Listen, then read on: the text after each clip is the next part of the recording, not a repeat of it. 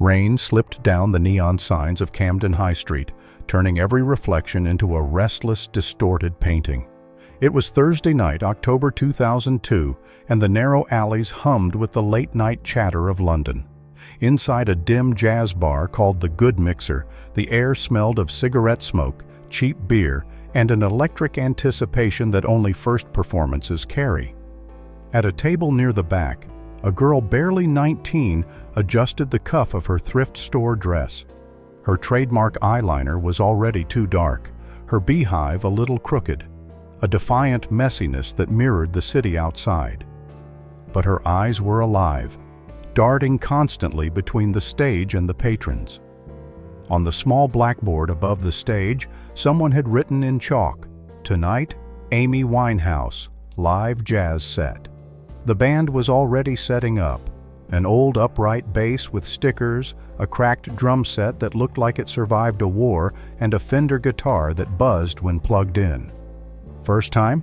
asked Ray, the owner, polishing a glass behind the bar.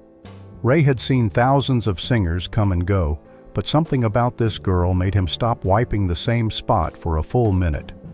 Amy nodded, her hands fidgeting with the silver rings on her fingers. "First time outside my bedroom, and I'm about to throw up last week's breakfast." Ray chuckled, a dry smoker's cough that had become part of the bar's soundtrack. "Don't worry, these drunks wouldn't notice a bomb going off if the groove's right. Just sing the truth, sweetheart." She tapped the microphone stand, the sudden metal sound amplifying her nerves. The guitarist, Dave, leaned close. "Keys E minor. You start when you're ready. No pressure, just music." The lights dimmed, bathing the small stage in an amber glow that barely cut through the smoke. A few people clapped politely. Someone near the back shouted, "Come on, love, show us what you got." Amy took a deep, shuddering breath and stepped forward. The mic felt cold. She closed her eyes, a habit that allowed her to disappear into the music, protecting her from the judgment of the crowd. "There is no greater love." The first note trembled, uncertain, a fragile whisper of sound.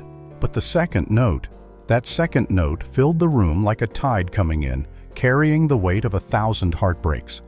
Conversation stopped mid-sentence. A man at the bar, mid-sip of beer, turned, his glass frozen halfway to his lips. Even Ray stopped polishing and leaned over the counter, mesmerized. Amy sang like someone confessing a secret she couldn't keep anymore, rather than performing. She didn't just hit the notes, she tore at them, exposing the raw, soulful core. The sound wasn't the polished jazz of her heroes, but the raw, unedited truth of a girl who had already felt too much. When the song ended, an unnatural silence hung in the air, a heavy blanket of awe. Then the room erupted in a sudden, explosive applause that rattled the empty glasses. Ray called from behind the bar, his voice hoarse. "Do another, sweetheart, but something with some sass, yeah?" She opened her eyes, startled by the noise. Her cheeks were flushed.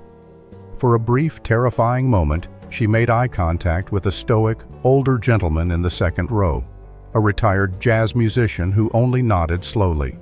That single nod, that approval from the old guard, felt heavier than the roar of the crowd. She smiled shyly.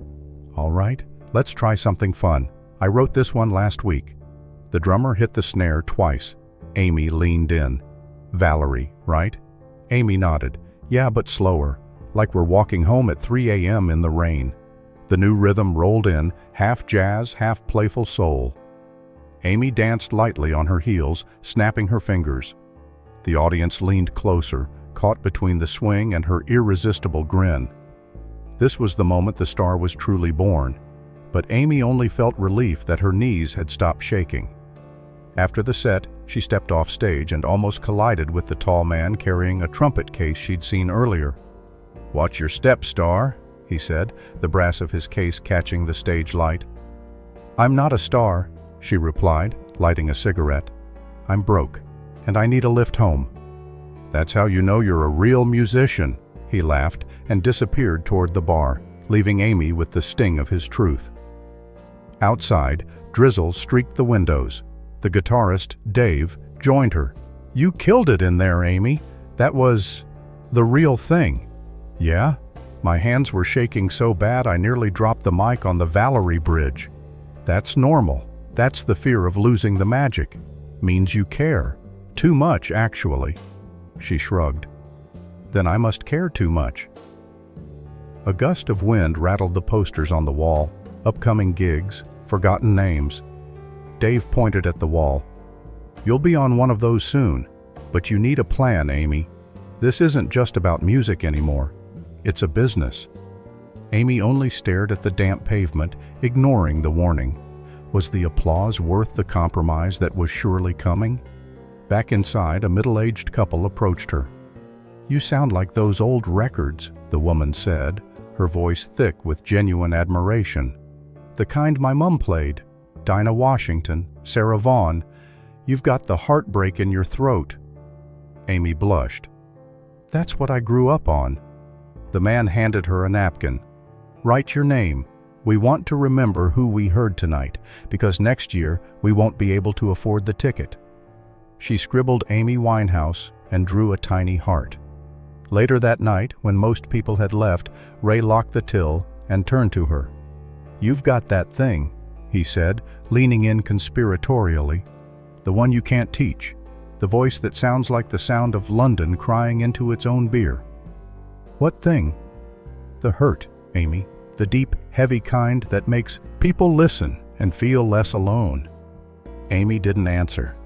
She stared at the empty stage where her voice still seemed to hang in the smoke-filled air. Ray's words were a mystery that shook the purpose of Amy's music. Could art exist without pain? The next morning, Camden was gray and wet. Amy sat by the window of her flat, cat curled beside her, notebook open. She wrote down lyrics between sips of tea and the sound of distant sirens. I told you I was trouble. She hummed the line, tasting the rhythm. The line sounded strong, but she knew the fear underneath it. Her phone buzzed. Unknown number. She almost ignored it. Answering it would mean inviting the business side of music into her Camden bubble. Hello? Is this Amy Winehouse? My name is Nick Szymanski. I manage artists for Simon Fuller, a friend of Ray's. He says you can sing and that you don't take any shit. Depends who's asking. I'm asking. Come by the studio tonight. Bring your band if you've got one. We think you could be huge, global, not just a Camden secret. Amy blinked. You serious? My voice is a mess today. Completely. 8 o'clock, 27 Denmark Street. Just bring that messy truth with you, Amy. That's the product. She hung up, heart hammering. The cat meowed as if to approve.